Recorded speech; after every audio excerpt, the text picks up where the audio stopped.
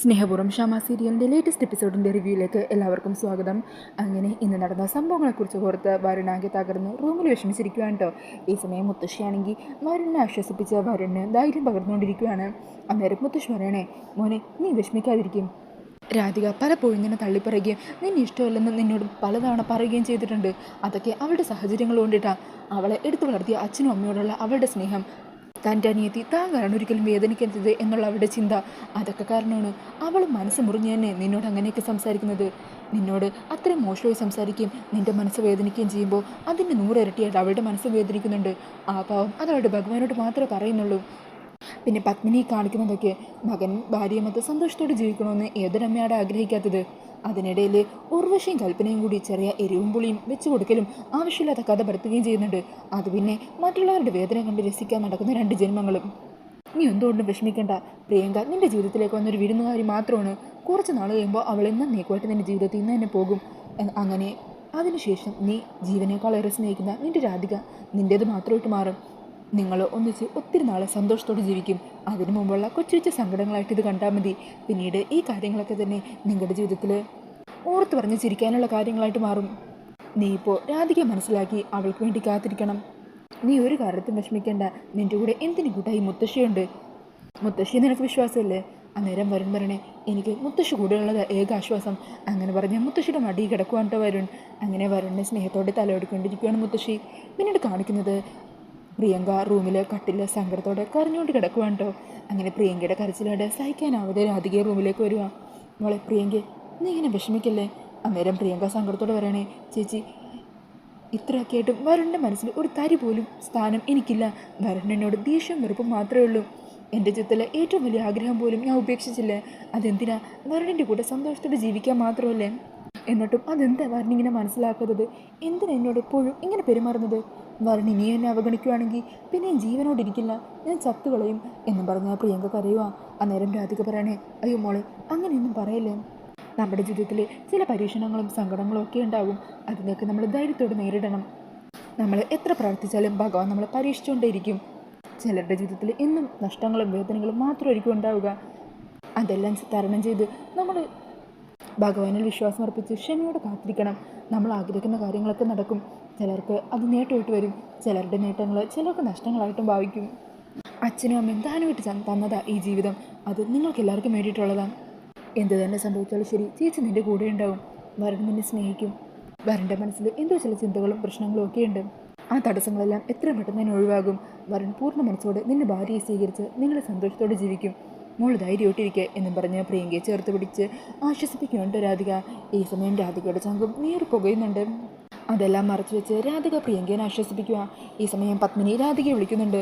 എന്നാൽ ശരി മോൾ വിഷമിക്കാതിരിക്കുക, അമ്മ വിളിക്കുന്നുണ്ട്, ഞാൻ അങ്ങോട്ട് പോയിട്ട് വരാം എന്നും പറഞ്ഞ രാധിക പത്മിനിയുടെ അരികിലേക്ക് ചെല്ലുവാണ് കേട്ടോ. ഈ സമയം രാധിക പത്മിനിയോട് പറയണേ, അമ്മേ ഞാൻ പ്രിയങ്കയുടെ റൂമിലായിരുന്നു, അവളെ ഞാൻ ആശ്വസിപ്പിച്ചുകൊണ്ടിരിക്കുമായിരുന്നു. അത് കേൾക്കുന്നത് പത്മിനി പറയണേ, നിൻ്റെ ആശ്വസിപ്പിക്കലൊക്കെ ഞാൻ കേട്ടു. ഒരാളുടെ നേട്ടം മറ്റൊരാൾക്ക് നഷ്ടമാകുമെന്ന് അല്ലേ? നീ എന്തോ വലിയ ത്യാഗം ചെയ്തതുപോലെയാണല്ലോ പറയുന്നത്. സ്വന്തം അനിയത്തിയുടെ ഭർത്താവിനെ പിടിച്ചെടുക്കാൻ നോക്കിയിട്ട് ഇപ്പോൾ അവൾക്ക് ദാനമായിട്ട് വിട്ടുകൊടുക്കുന്നത് പോലെ നിന്ന് പറയുന്നത് കേട്ടില്ലേ? നാണമില്ലേ നിനക്ക്? ഈ സമയം കൽപ്പനയും ഇതെല്ലാം അറിഞ്ഞു നിന്ന് കേൾക്കുന്നുണ്ടാവും കേട്ടോ. അന്നേരം രാധിക പറയണേ, അമ്മേ ഞാൻ അമ്മ പറയുന്നത് പോലെ എല്ലാം ചെയ്യുന്നില്ലേ? ഇനി ഞാൻ എന്താ ചെയ്യേണ്ടത്? അന്നേരം പത്മിനി പറയണേ, വരുണിൻ്റെ മനസ്സിൽ നീ ആഴ്ത്തി പതിഞ്ഞിട്ടുണ്ട്. നിന്നെക്കുറിച്ചുള്ള വരുണിൻ്റെ ചിന്തകൾ തെറ്റായിരുന്നു എന്ന് അവന് തോന്നണം. അവൻ്റെ മനസ്സിൽ നിന്ന് എന്നേക്കുമായിട്ട് നീ പടിയിറങ്ങി പോകണം. എന്നാൽ മാത്രമേ അവന് പ്രിയങ്കയെ സ്നേഹിക്കാനും ഭാര്യയായിട്ട് അംഗീകരിക്കാനും പറ്റുള്ളൂ. അന്നേരം രാധിക പറയണേ, അതിന് ഞാൻ എന്ത് വേണമെങ്കിലും ചെയ്യാം. ഞാനിവിടെ നിന്ന് തിരിച്ച് ആറ്റുവാശ്ശേരിയിലേക്ക് പൊക്കോളാം. ഓ അങ്ങനെ ചെയ്താൽ പിന്നെ നീ ആഗ്രഹിക്കുന്നത് പോലെ തന്നെ കാര്യങ്ങൾ നടക്കുമല്ലോ. നീ ഇവിടെ നിന്ന് പോയതിന് കാരണം അവനാണെന്ന് പറഞ്ഞ് അവൻ മനസ്സ് വിഷമിച്ച് നീ ജീവിക്കും. അതാണോ നിനക്ക് കാണേണ്ടത്? പിന്നെ എന്താ അമ്മ ഞാൻ ചെയ്യേണ്ടത്? എൻ്റെ ജീവൻ എടുക്കണോ ഞാൻ? അന്നേരം പത്മകാരനെ ആരുടെയും ജീവൻ എടുക്കണമെന്നൊന്നും ഞാൻ പറയില്ല.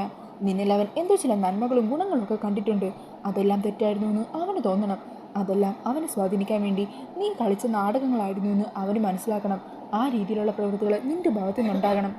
അങ്ങനെ അവൻ നിന്നെ വെറുക്കണം. അതിനുള്ള കാര്യങ്ങൾ നീ ചെയ്യണം.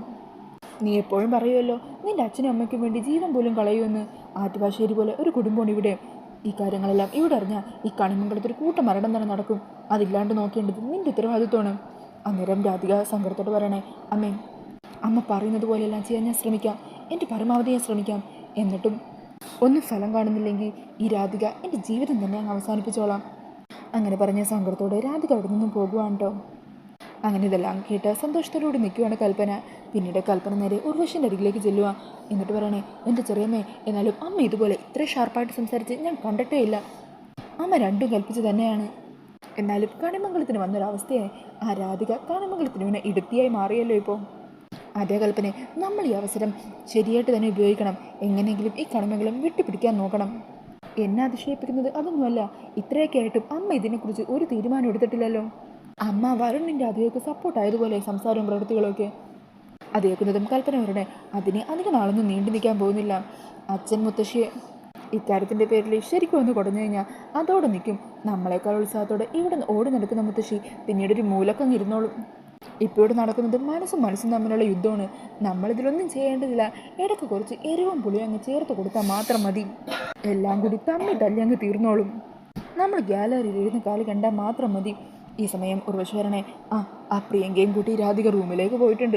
പാട്ടുപാടി ഉറക്കാനായിരിക്കും. അങ്ങനെ പറഞ്ഞ് അവർ ചിരിച്ചുകൊണ്ടിരിക്കുവാണ്. പിന്നീട് കാണിക്കുന്നത് രാധികയുടെ റൂമിൽ രാധികയുടെ മറികിടന്നുടങ്ങുന്ന പ്രിയങ്കേനെയാണ് കേട്ടോ. പ്രിയങ്ക നല്ല ഉറക്കമെന്ന് കാണുന്നതും രാധിക പ്രിയങ്കയെ തലോണിയിലേക്ക് കിടത്തിയിട്ട് പുതപ്പൊക്കെ പുതപ്പിച്ച് പൂജാമുറിയിലേക്ക് ചെല്ലുവാണ്. എന്നിട്ട് ഭഗവാന് മുന്നിൽ സങ്കടത്തോടെ നിൽക്കുവാണ്. ഈ സമയം കൽപ്പനയും ഉർവശിയും അങ്ങോട്ട് വരുന്നുണ്ടാകും കേട്ടോ. അങ്ങനെ അവരോട് പ്രാർത്ഥിച്ചുകൊണ്ട് നിൽക്കുന്ന രാധികയെ കാണുക. ഈ സമയം രാധിക പറയണേ, ഭഗവാനെ, എന്തിനു നീ എന്നിങ്ങനെ പരീക്ഷിക്കുന്നത്? എന്തിനാ എനിക്ക് നരകയാതനകൾ തരുന്നത്? വരുണിനെ വെറുക്കുന്നു എന്ന് പറഞ്ഞാലും അകറ്റി നിർത്താൻ ശ്രമിച്ചാലും എനിക്ക് വരുണിനെ പൂർണ്ണമായിട്ടും വെറുക്കാൻ ആവില്ല. ഞാൻ മനസ്സുകൊണ്ട് അത്രയ്ക്ക് സ്നേഹിച്ചു പോയില്ലേ. വരുണിൻ്റെ മുഖത്ത് നോക്കി വെറുക്കുന്നു എന്ന് പറഞ്ഞാലും ഉള്ളിൽ ഞാൻ നീറിപ്പോകുകയുമാണ്. പ്രിയങ്കയെ ചേർത്ത് പിടിച്ച് ആശ്വസിപ്പിക്കുന്നുണ്ടെങ്കിലും അതിനേക്കാൾ 100 ഇരട്ടി വിഷമം ഞാൻ അനുഭവിക്കുന്നുണ്ട്. ഇതെല്ലാം സഹിക്കാനുള്ള ശക്തി നീ എനിക്ക് തരണേ ഭഗവാനെ എന്ന് പറഞ്ഞ് കരഞ്ഞ് പ്രാർത്ഥിക്കുവാണ്ട് രാധിക. അങ്ങനെ രാധികയുടെ വാക്കുകളെല്ലാം കേട്ട് ഞെട്ടലോടുകൂടി നിൽക്കുവാണ് ഉർവശിയും കൽപ്പനയും. എന്നിട്ട് കൽപ്പന പറയണേ, കേട്ടില്ലേ ചെറിയമ്മേ, നമ്മൾ പറഞ്ഞതൊക്കെ കേട്ടില്ലേ? അസ്ഥിക്ക് പിടിച്ച പ്രണയമാണ് പോലും. ഇതാണ് നമ്മൾ ഉപയോഗിക്കേണ്ടത്. ഇത് വെച്ച് ചേച്ചി അനിയത്തിയും നമ്മൾ തെറ്റിക്കുന്നു. രണ്ടും കൂടി തല്ലി ചാവണം. കളിയുടെ ഇടയ്ക്ക് കളിക്കാർ ക്ഷീണിക്കുമ്പോൾ ഇടയ്ക്ക് ഗ്ലൂക്കോസ് പൊടി കലക്കി കൊടുക്കൂലേ, അതുപോലെ നമുക്കും ഇവർക്കിടയിൽ ഗ്ലൂക്കോസ് പൊടി കലക്കുന്നത് പോലെ ഇടക്കും തലക്കും രണ്ടുപേർക്കും ഓരോന്ന് കൊടുക്കേണ്ട ആവശ്യം മാത്രമേ ഉള്ളൂ. അവസാനം രണ്ടിലൊരാൾ തീരും. അന്ന് സിനിമയുടെ ഷൂട്ടിംഗ് ലൊക്കേഷനിൽ സംഭവിച്ച പോലെ ഇത്തവണ സംഭവിക്കില്ല. നമ്മൾ ആഗ്രഹിച്ചതുപോലെ തന്നെ കാര്യങ്ങൾ നടക്കും. അങ്ങനെ പറഞ്ഞ സന്തോഷത്തോടെ കൂടി നിൽക്കുകയാണ് കൽപ്പനയും ഉർവശിയും. പിന്നീട് കാണിക്കുന്നത് ടെൻഷനോടുകൂടി അങ്ങോട്ടും ഇങ്ങോട്ടും നടക്കുന്ന ഐശ്വര്യയാണ്. ഈ സമയം സോണിയും മാലതിയൊക്കെ അങ്ങോട്ടേക്ക് വരുക.